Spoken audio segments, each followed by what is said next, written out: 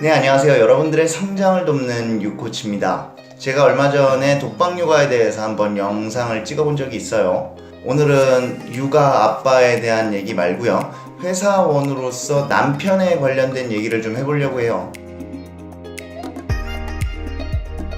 어제 한 분이 연락이 왔어요. 자기는 자기 개발을 하고 싶고 하고 싶은 건 정말 많은데 아내가 여러 가지로 뭔가를 하려고 하면 불만을 갖는다고 해요. 제가 그 얘기를 듣고 정말 크게 공감했어요. 집에 있는 아내와 밖에서 활동을 하고 있는 남편은 사고의 차이가 굉장히 클 수밖에 없어요. 그리고 여자와 남자라는 차이도 생각보다 크게 차이가 나거든요.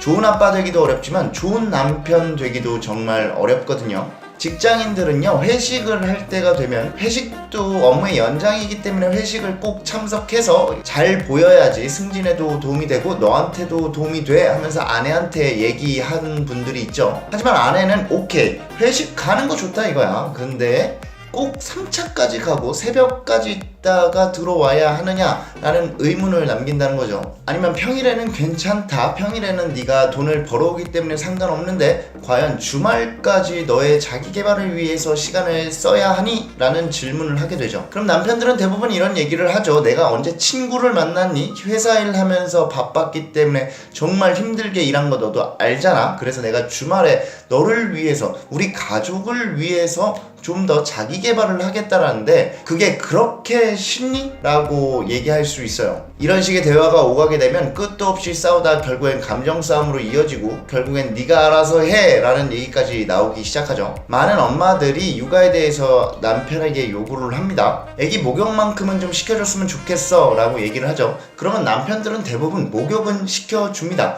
하지만 그 이상은 하지 않죠. 청소, 빨래, 설거지, 애 옷 갈아입히기, 잠 재우기, 책 읽어주기 등은 잘 안 한단 말이죠. 왜냐면 시키지 않았기 때문이에요. 남자와 여자는 성격적으로 좀 많이 달라요. 남자 같은 경우에는 굉장히 계획적인 걸 좋아해요. 여자는 알아서 융통성 있게 환경에 맞춰서 유연하게 대처해줬으면 좋겠는 거죠. 저희 부부도 신혼 때에는 많이 싸웠던 것 같아요. 그래서 그것을 해결하기 위해서 저희가 했던 방법을 좀 말씀드릴게요. 아주 간단한 방법인데요, 계획을 명확하게 명시하는 것이 중요합니다. 예를 들어서 저는 정말 바빴을 때 칼퇴를 못하고 있었어요. 그때 아내가 일주일에 한 번 정도는 칼퇴를 해서 아이를 좀 돌봐줬으면 좋겠다라고 얘기를 했어요. 그래서 제가 말한 게, 저는 화요일은 칼퇴하겠습니다 라고 얘기를 했고, 직장에도 일주일에 한 번은 내가 칼퇴를 해야 된다라고 분명하게 통보를 하고 계속해서 지켜나갔던 거죠. 아내는 제가 칼퇴하는 그 화요일을 정말 중요하게 생각하고 기다렸어요. 제가 그 시간만큼은 꼭 지키려고 노력했고요. 그리고 아내가 또 요구했어요. 밥 한 끼 정도는 나랑 같이 평일에 먹어줬으면 좋겠다 라고 얘기를 했어요. 저는 직장이 굉장히 가까웠기 때문에 금요일날 점심에 한 10분 정도 일찍 나와서 아내와 점심을 먹었어요. 그리고 아내가 한 달에 한 번 정도는 제발 아이를 놓고 나도 자유스러운 하루를 보내고 싶다 라고 얘기를 해서 제가 마지막 주 토요일에는 너 혼자 나가서 무조건 놀 수 있는 시간을 주겠다 라고 명확하게 명시를 했고요. 꽃을 좋아하는 아내가 꽃을 선물을 안 해준다고 섭섭해 하길래 저는 매월 28일이 되면 꽃을 선물했어요. 화장실 청소를 하기 위해서 날짜를 정해서 격주로 화장실 청소를 했고요.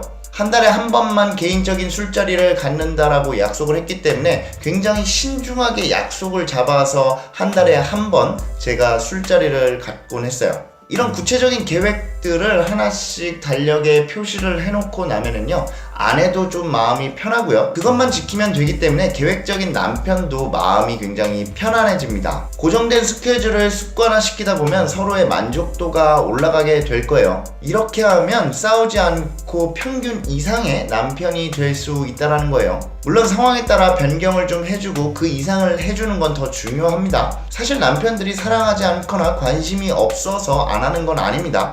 남편들은 계획적으로 너 뭐 해? 라고 얘기했을 때 정말 잘 해낼 수 있어요. 만약 남편분들은 아내에게 잘해주고 싶다면 정확하게 스케줄을 정해놓고 놓고서 해주는 것이 좋을 것 같고요. 남편이 잘해주길 바라는 아내라면 남편에게 정확하게 원하는 것을 요구하는 게 더 중요할 것 같아요. 저도 이제 아이가 둘이 되었으니까 새로운 규칙들을 좀 만들어 가보려고 해요. 혹시 아내분들이라면 남편분에게 요구하고 싶은 것들에 대해서 밑에 댓글로 좀 남겨주시면 제가 참고하도록 하겠습니다. 구독과 좋아요 눌러주시고요. 오늘 영상은 여기까지 하겠습니다. 감사합니다.